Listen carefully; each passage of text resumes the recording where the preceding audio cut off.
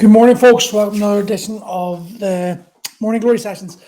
So, yesterday I spoke for a bit about just shit that was on my mind and went pretty deep. And it seems that what I said resonated with quite a lot of people because I got a hell of a lot of messages. And I spent about 3 hours yesterday just doing back and forths with different people. People that I know, people that I don't know.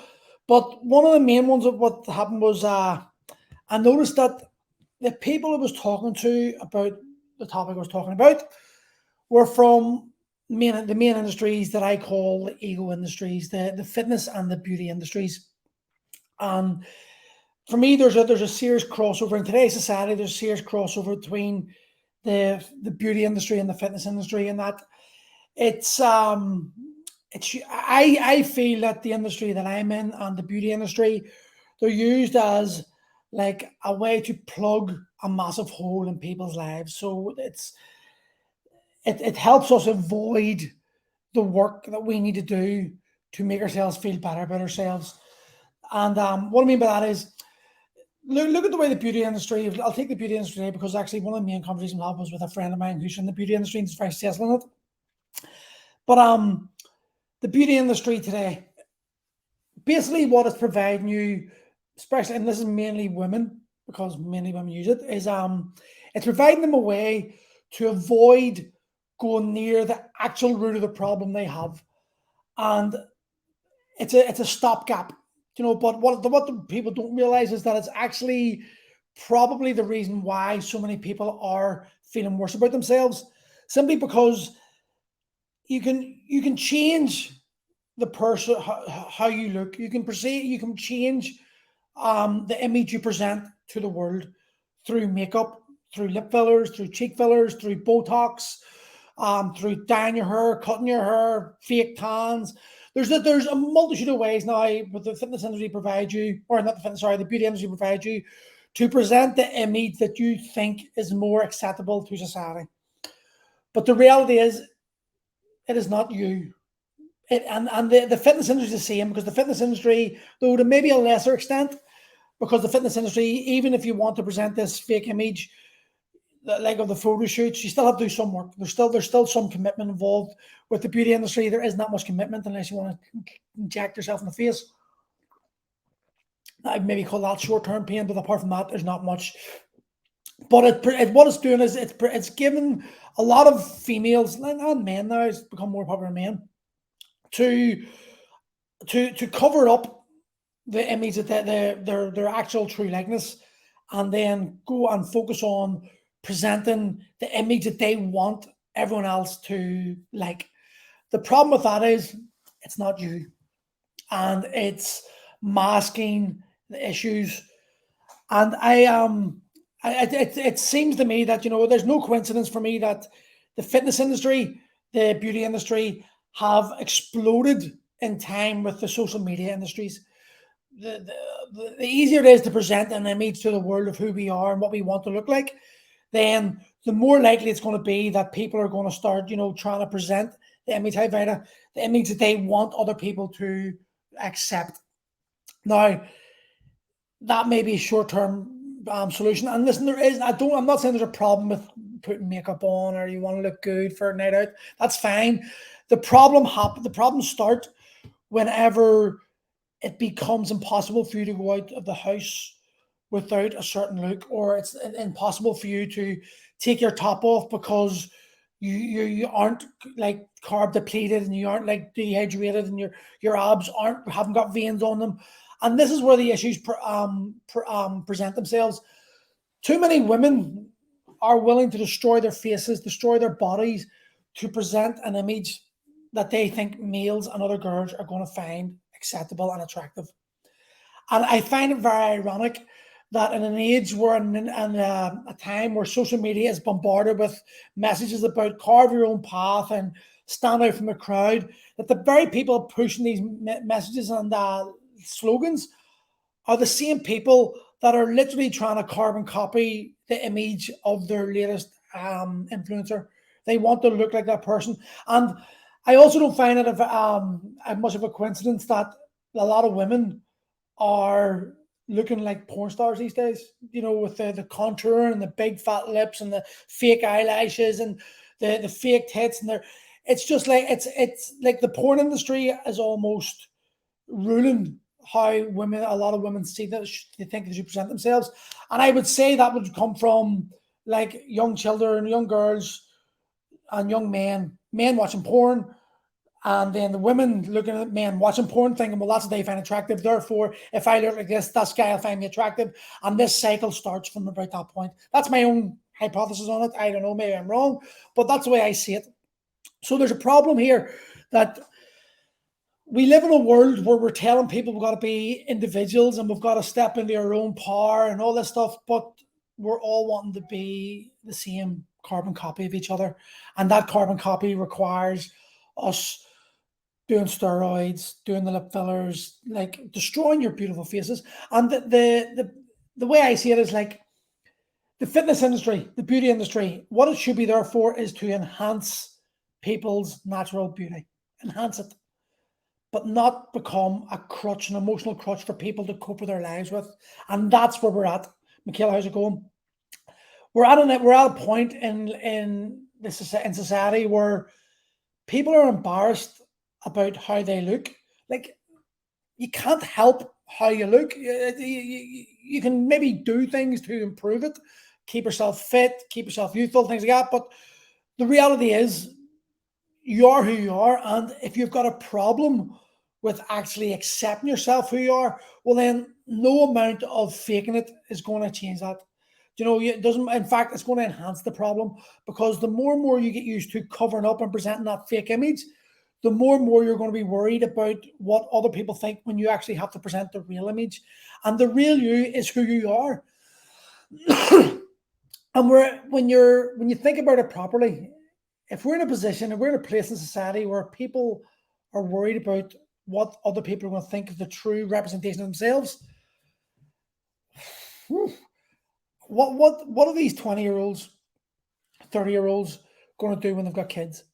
Like, I know that, like, when me and my ex-partner broke up, we, like, the fights leading up to us breaking up ruined my 7-year-old. Sive was such a shy, reserved child, always terrified of loud voices, and I've got a loud voice. I, like, even when I'm not shouting, I shout. So my poor child was absolutely destroyed by Sinead and I fighting. Now, whenever I got with Gail, there's Gail and I will argue like most couples, but the atmosphere in this house, it's a lot more subdued. There's a lot more love in the room, and you can see the effect now. When I done the ayahuasca and I went on those retreats, since that moment, my first Bufo experience was when I said goodbye to Sive. I died in that Bufo experience, and I seen the seven lights, and they were representing the seven children I've lost through miscarriages and abortions, and I was saying goodbye to Sive. But what I realized was that it was me dying. It was the old me dying, and I was putting to bed that angry, egotistical, fueled man, and I was becoming a better father. So obviously, somewhere in my psyche, I knew that I was ruining my daughter's childhood, and this was something big for happening to me. And since those ayahuasca moments, journeys at Bufo especially, the relationship between myself and Sive has grown exponentially, and the confidence in Sive. This is something that I didn't expect. Sive has started to come into her own power. She really has. I'm saying this word in her own power a lot. It's something we used in ayahuasca, and it makes a lot of sense to me anyway.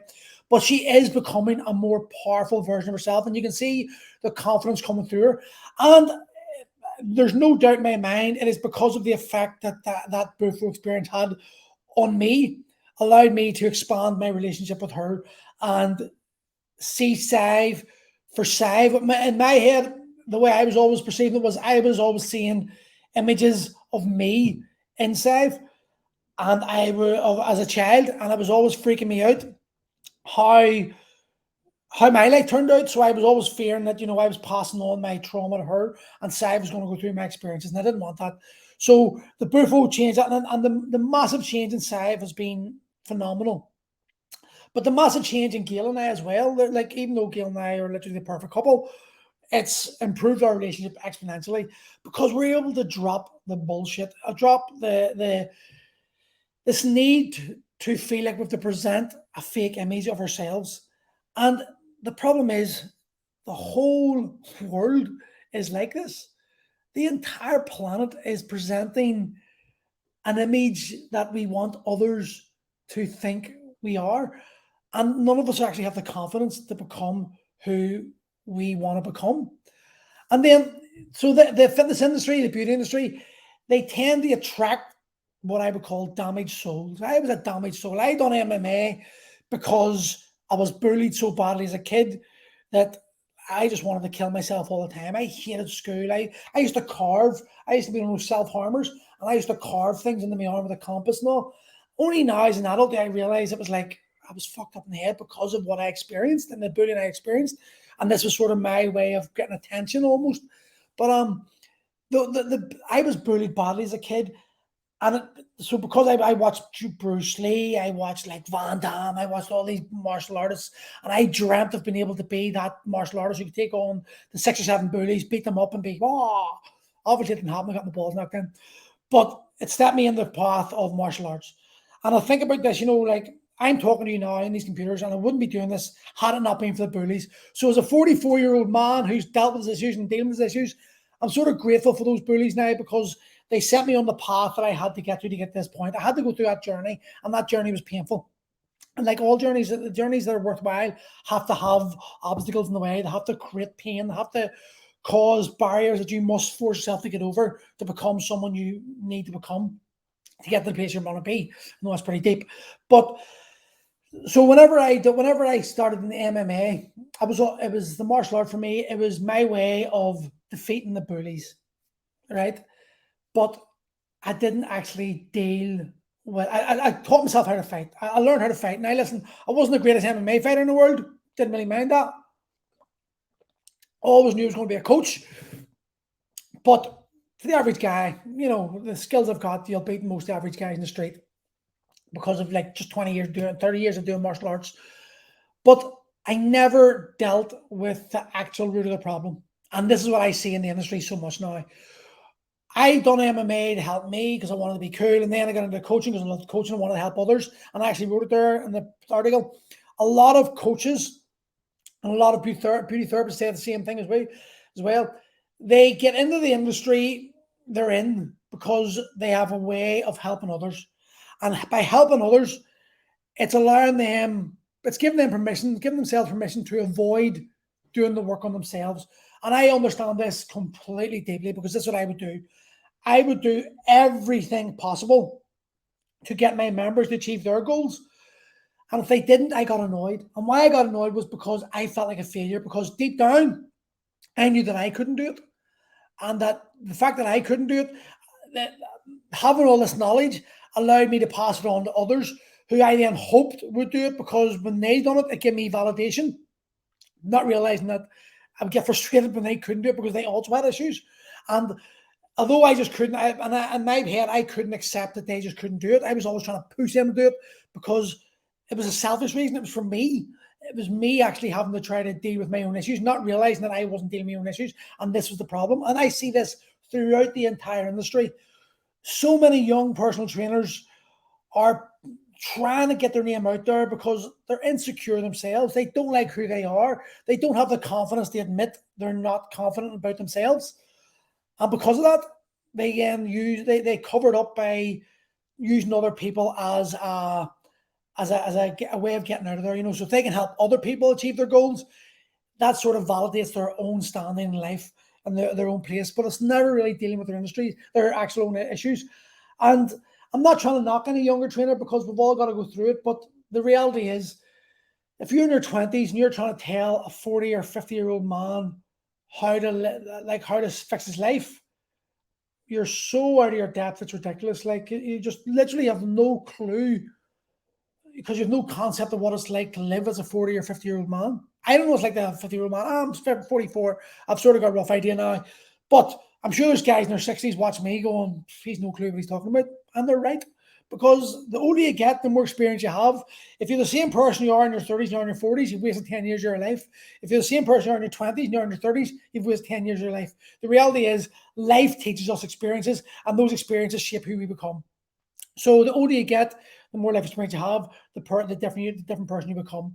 And this is something that I think is wrong with society, because we've got guys in their 40s and 50s who have not dealt, and women in their 40s and 50s who have not dealt with their issues from childhood, and they don't even realize it's the issues from childhood. They just think, I'm overweight, I need to lose the fat, but they don't actually understand the underlying reason they're fat is because of the trauma they've experienced as a kid, and they don't have a feeling of self-worth. And for a lot of people, for the majority of people, I'd say this is the reason why we carry too much weight. It's like a psychological lock or block in our minds that will always keep us at that weight, always keep us overweight, always keep us never achieving what we want to achieve, because deep down we don't have that feeling of self-worth. And you've when you're a 40 or 50-year-old man, you've got these issues, and you're going to a 20-year-old, 25-year-old who's got a six-pack because they're ripped to pieces, they've got loads of testosterone, you don't.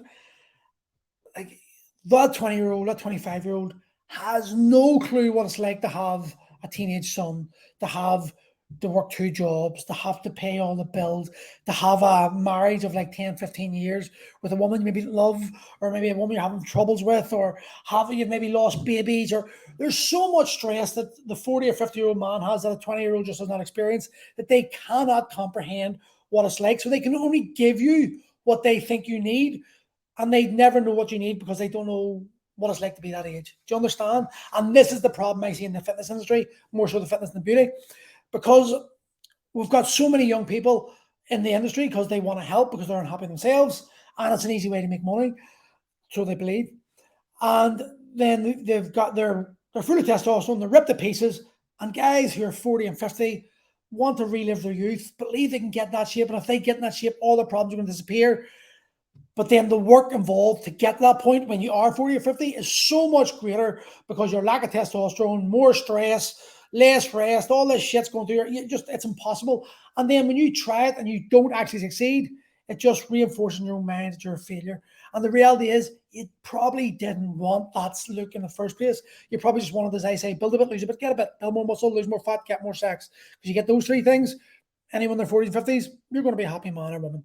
So I see all these problems in the industries, and although I think the people get involved have a genuine want to help, and they believe they can, but when you're broken yourself, you're only going to feed the people coming to you more of you, the true self, more of the true you. Your insecurities are going to come out, and it's going to start leading to positions where you don't succeed. And if you don't succeed, you start feeling bad about yourself. And this is the experiences that I've had in my life. And the problem is, like, a 12-week transformation, and it's going to get you a lot of likes. It's going to get the coach maybe a bit more business, but it's not going to actually get to the root of the problem of why you put on weight. And the reality is, you're probably going to put more weight on when you do a transformation afterwards. You're going to rebound because you've went into such a low calorie deficit to get that photo shoot look, that you're going to put, and then you're going to start thinking, fuck, I'm a failure, I must have to do that again, and put yourself through all that stress again, not realizing that in your 40s and 50s, can you take your top off and feel confident? Not look ripped. I am nowhere near ripped, but I'm confident of my own skin now. I don't care. But I'm 44-year-old dad of two. I don't need to worry about a six-pack. It's my fiance is the most beautiful woman on the planet. Like, I'm punching above my weight. I don't care. She loves me the way I am, so I'm happy that way. But so many people aren't. And I was like that. I was always paranoid, because I grew up in an industry, in a world of fighters and ripped guys and six packs and masculinity and alphaness and testosterone fueled world, that if you didn't live up to a certain expectation, you thought the whole world was like that. And then if you weren't in that top 5% of that world, then you were a failure, because that was all your experience. And I think that's the problem. We live in a world of Instagram, Facebook, social media, where we're always looking at these genetically top 5% people who are always going to look better than you. and you're always going to try to strive to think and look like them. If you don't look like them, well, then you're a failure.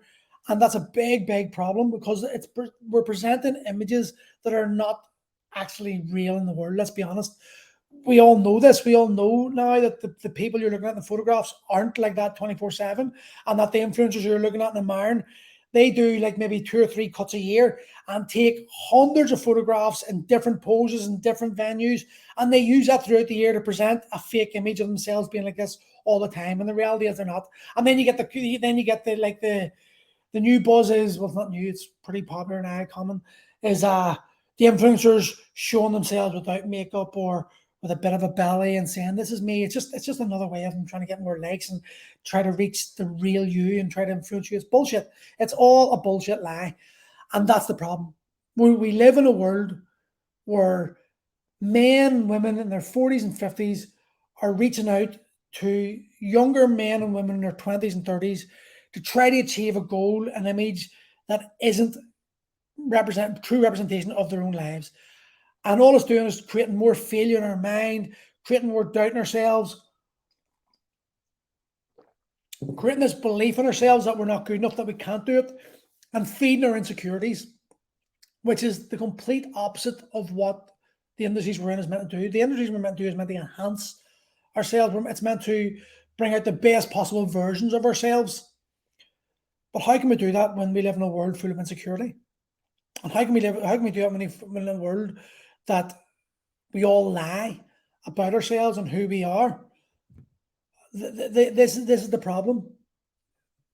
The world we live in is not a true representation of the world we present. But it's the emotional connection. It's people want to live in that world. People want their own life to be better.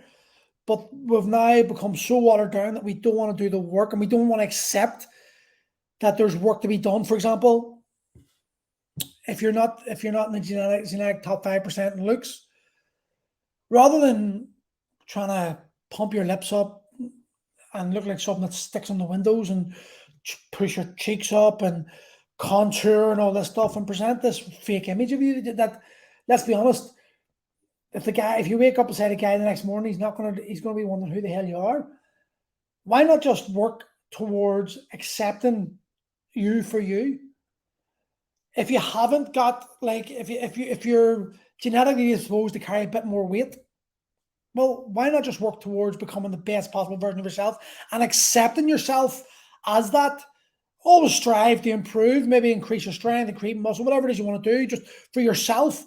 But to try to do this stuff to try to please others or to get recognition from people, and a lot of the people you're getting recognition from will never meet you. Andy or Rodney, how's it going, mate? Hope you're well. To do all this work to try to get recognition from people that will never impact your life is madness. And think of the stress you're putting yourself under. Think of the time you're wasting. Time that could be spent with your kids, with your family, your mum, your dad, your wife, whatever, building your own business, whatever it is you could be doing. But you're not, because you're more concerned about, did you get 20 likes, 100 likes, 200 likes? Did everyone comment? Did anyone share your post? What are they saying?